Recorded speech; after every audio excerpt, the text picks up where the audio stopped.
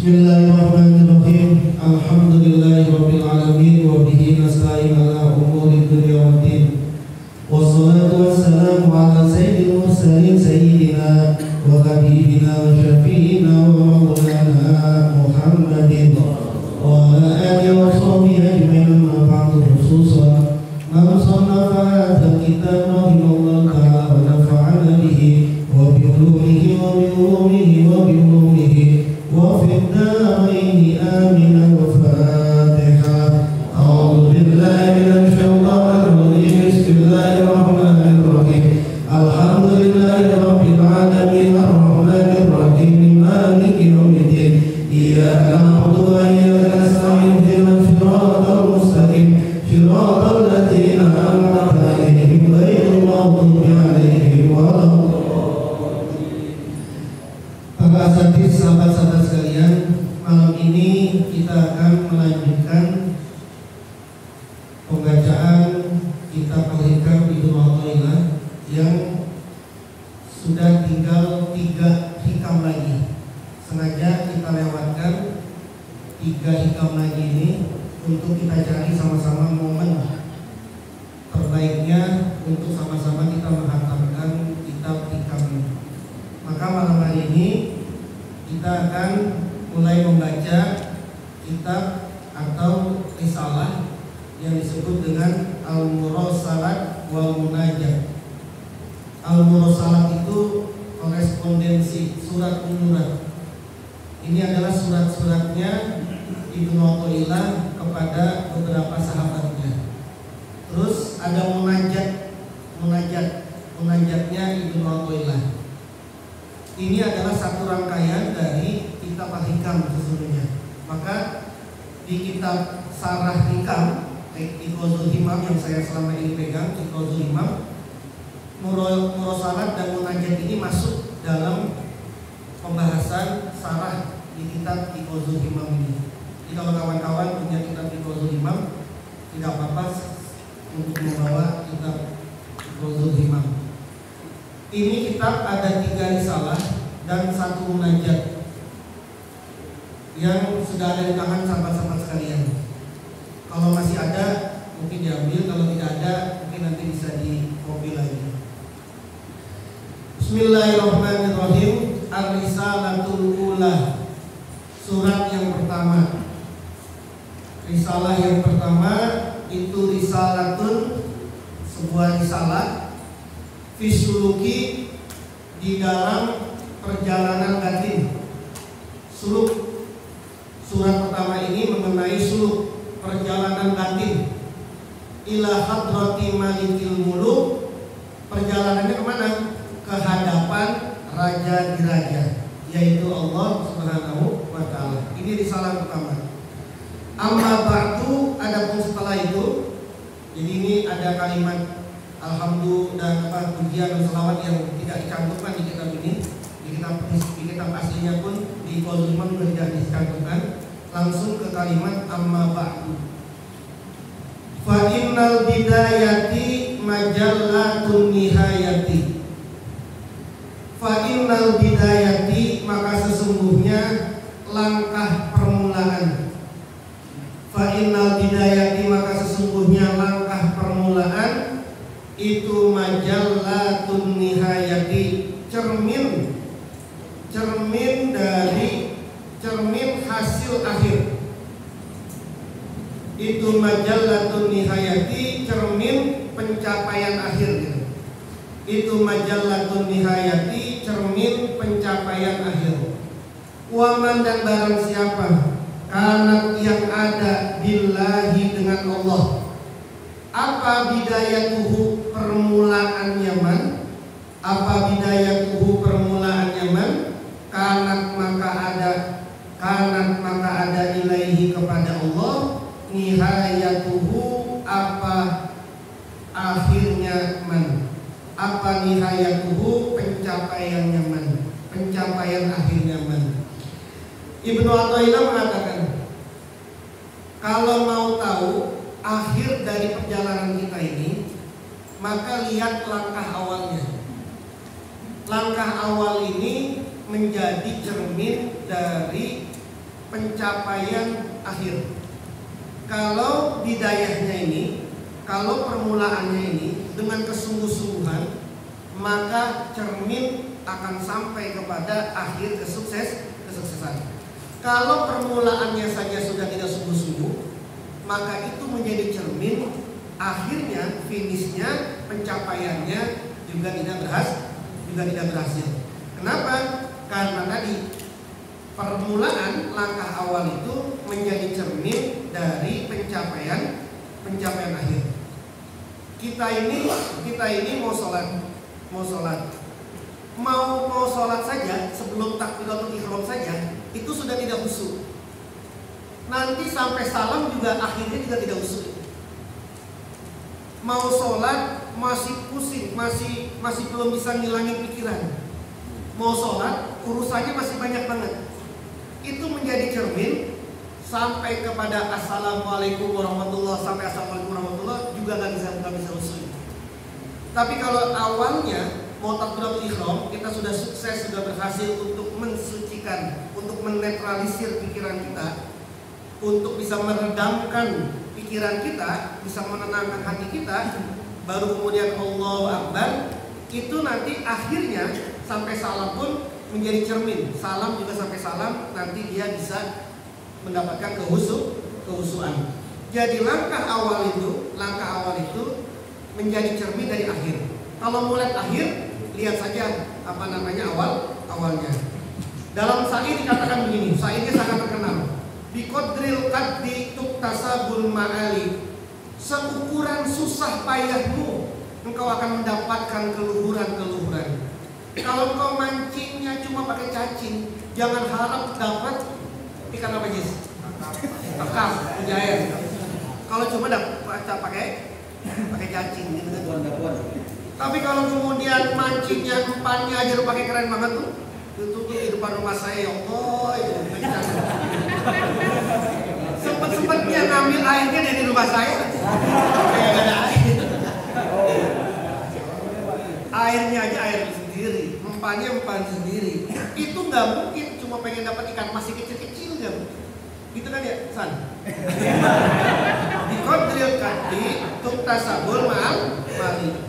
Seukuran susah payahmu itu akan dicapai keluhuran. Wa man talabal ula sahiral layali. Barang siapa yang ingin keluhuran, maka dia perlu begadang di malam hari. Wa minal laili fatahajjat bihi nafilatan asya ayyam asad rabbuka maqaman mahmuda. Jangan harap malam itu tidur terus. Tidur itu kan tidur matanya doang, tapi tidur hatinya. Begadang sampai subuh begadang gitu. Tapi hatinya nggak ada ingat. Itu tetap aja dianggap tidur gitu. Jangan harap begadang tapi kemudian minta keluhuran. Orang yang minta keluhuran itu dia mampu untuk begadang di malam hari. Turidul izzah, kan sering saya bilang, masa sih nongkrong dari habis isya sampai subuh, kan pasti kencing juga kan. Masa udah masuk ke kamar mandi kencing, wudu aja dulu. Habis itu sholat 2 rakaat, 4 rakaat. Itu kalau mau main remi 1 putaran juga belum selesai. Mau main catur 1 putaran juga belum selesai.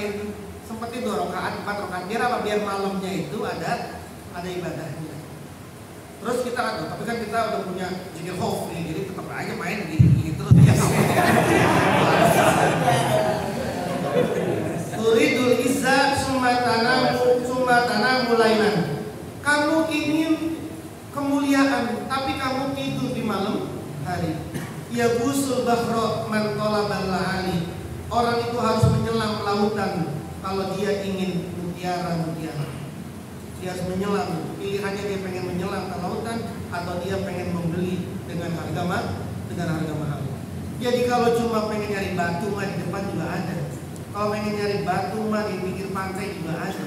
Tapi kalau kemudian pengen nyari batu mulia, Anda harus menyelam gitu. Kalau pengen nyari batu biasa di bawah gunung juga banyak. Tapi kalau pengen nyari batu mulia, Anda harus masuk ke dalam, naik ke atas gunung, kemudian Anda bongkar batu-batuan, baru kemudian mendapatkan batu mulia. Biqadril qaddi, seukuran. Kalau awalnya kita ini sudah baik, sudah semangat, sudah penuh dengan dedikasi, itu menjadi cermin dari akhir kita yang baik. Maka kemudian Ibnu Athaillah menegaskan, siapa orang yang permulaannya dengan Allah, maka akhirnya juga kepada Allah.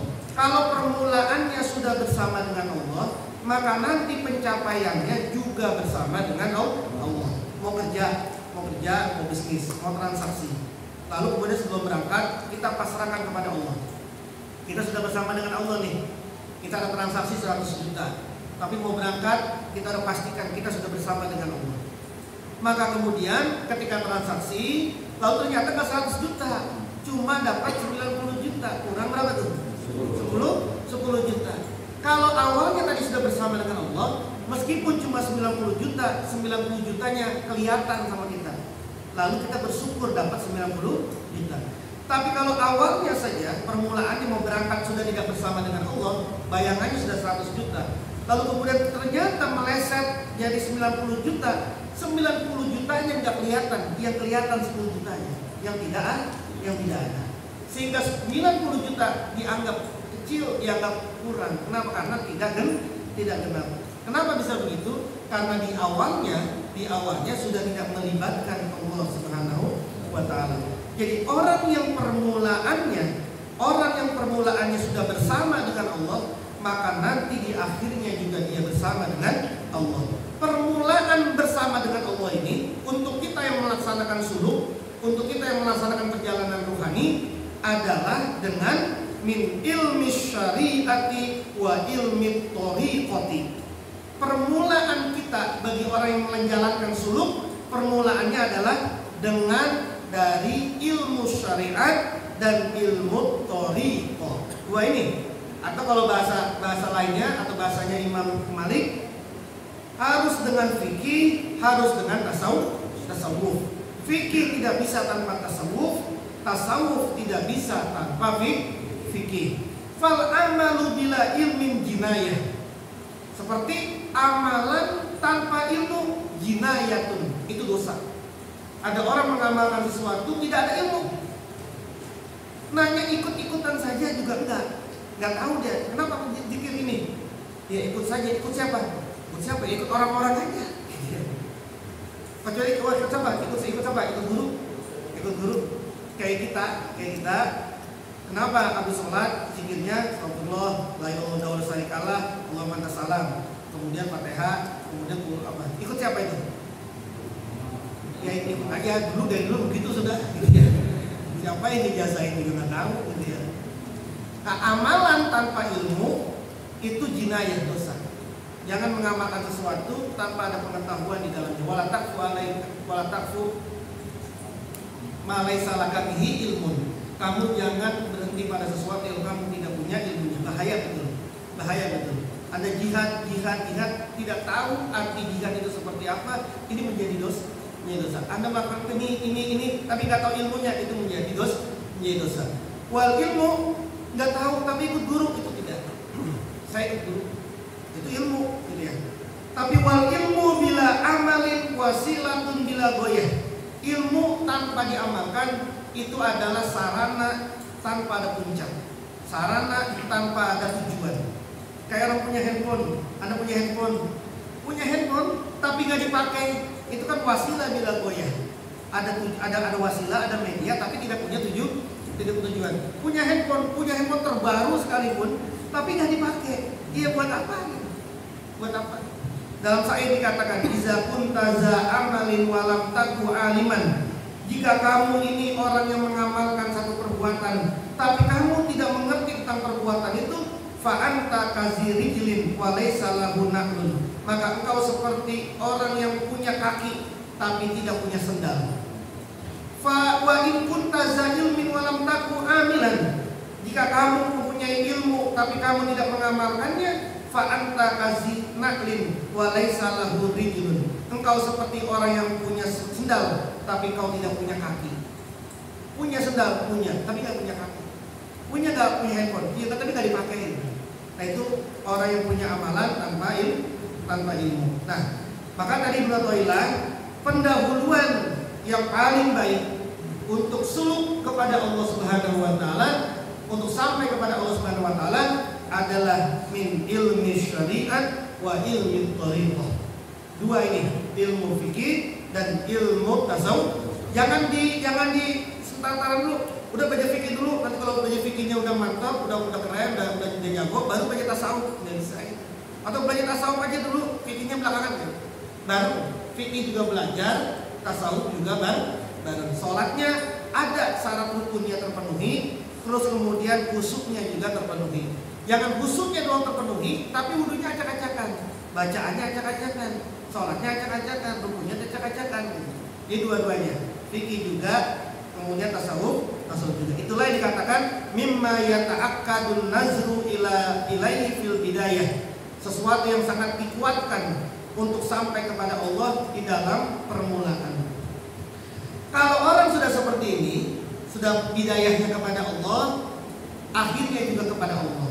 Kalau orang permulaannya sudah pada dunia, maka akhirnya juga kepada dunia. Lalu beliau mengatakan di surat selanjutnya, wal mustaghallu bihi, dan adapun orang yang menyibukkan diri dengannya. Al mustaghallu ay allazi tastagillu bihi. Al mustaghallu bihi itu maksudnya allazi tastagillu bihi, yang kamu menyibukkan diri dengannya. Jadi wal mustaghallu bihi itu adalah orang yang menyibukkan diri dengan sesuatu. Huwa itu adalah al mustaghallu, itu allazi ahbabtahu, yang mencintai siapa kamu pada allazi ahbabtahu, yang mencintai siapa kamu pada allazi, wasarokta, dan cepat-cepat siapa kamu ilaihi kepada allazi, wal mustaghallu anhu, dan adapun al mustaghallu anhu, siapa ini al mustaghallu anhu? Ai allazi tastagillu anhu, orang yang disibukkan dengan sesuatu. Jadi al mustaghallu anhu itu orang yang disibukkan dengan sesuatu.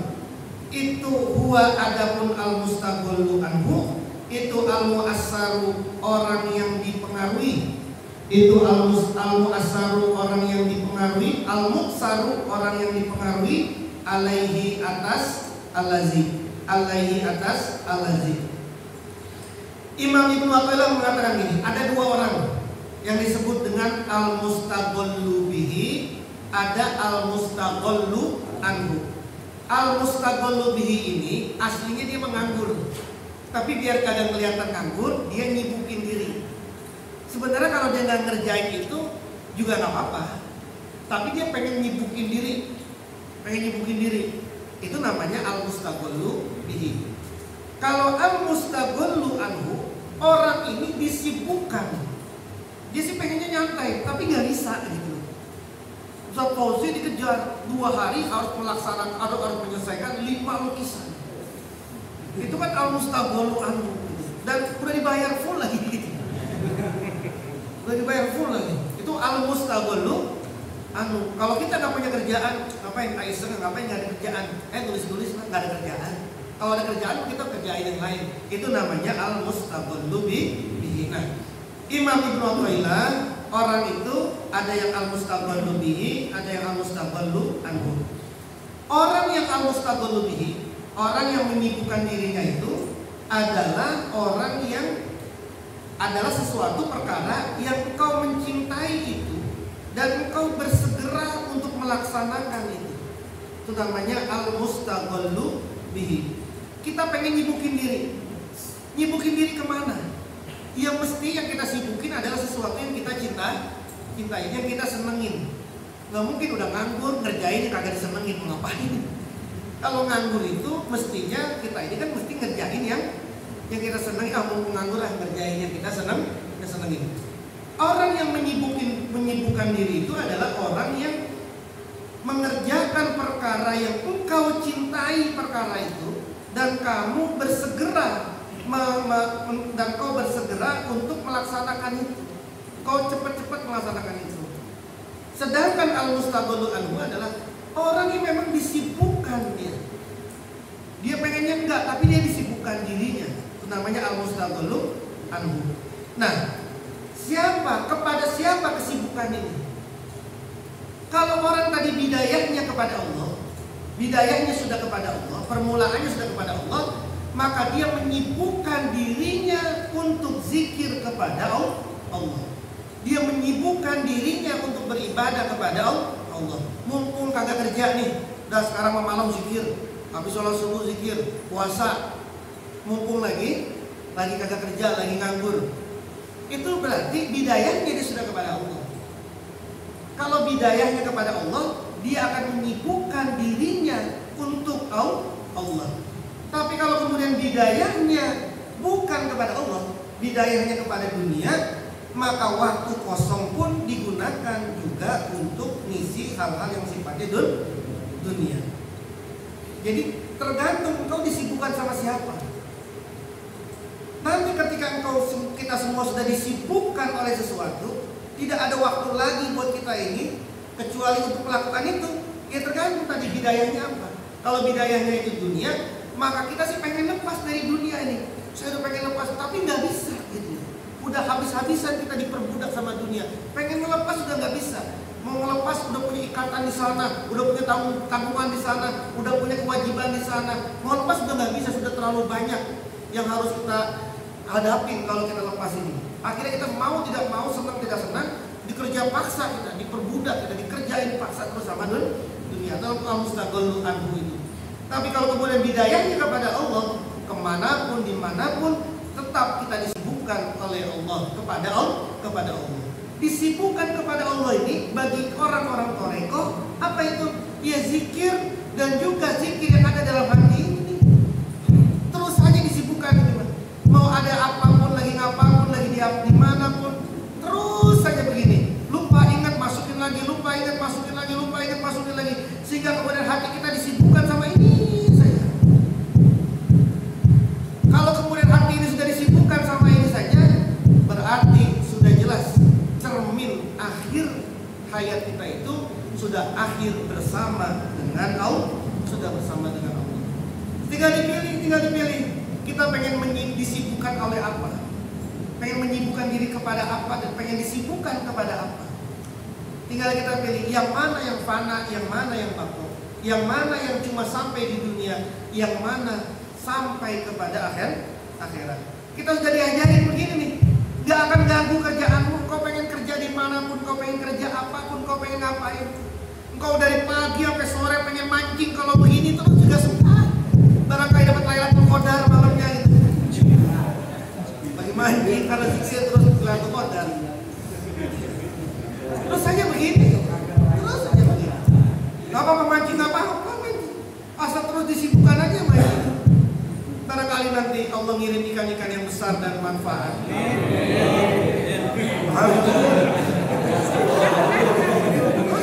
Kenapa? Karena kita bersama dengan Allah. Kalau sudah bersama dengan Allah, fazkuruni azkurkum.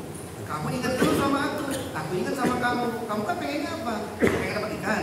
Aku ingat sama kamu, aku kasih kamu ikan. Tapi ini dulu, gitu loh. Zikir dulu. Tapi zikirnya jangan transaksi. Zikirlah biar dapat ikan. Sudah zikir saja, sudah zikir aja. Allah sudah tahu.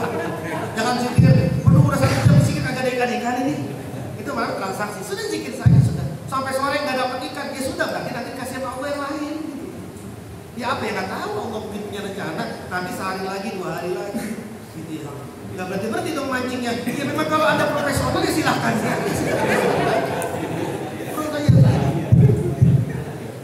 Pilih mau pakai yang mana, mustaqolnya itu kemana.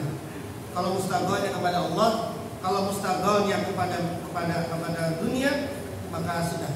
Maka dikatakan yang paling menyibukkan diri, yang paling membuat sibuk seorang murid sehingga susah sampai kepada hadratul malikil muluk, dikatakan di sini adalah hubbud dunia, cinta sama dunia.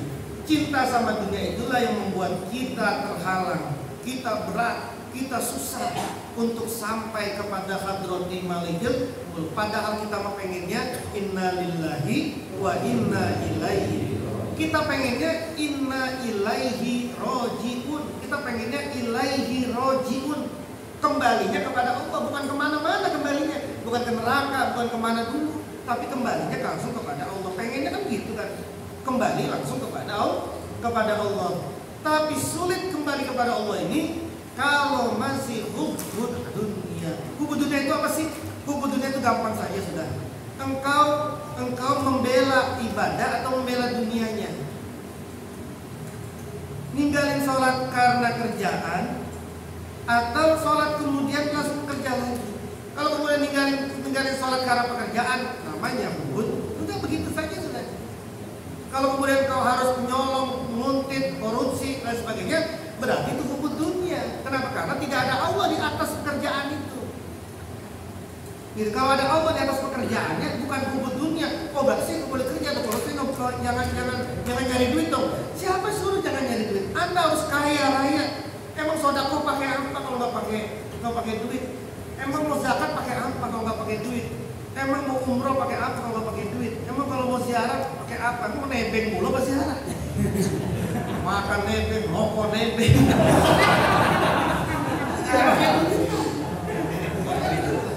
Silahkan, tapi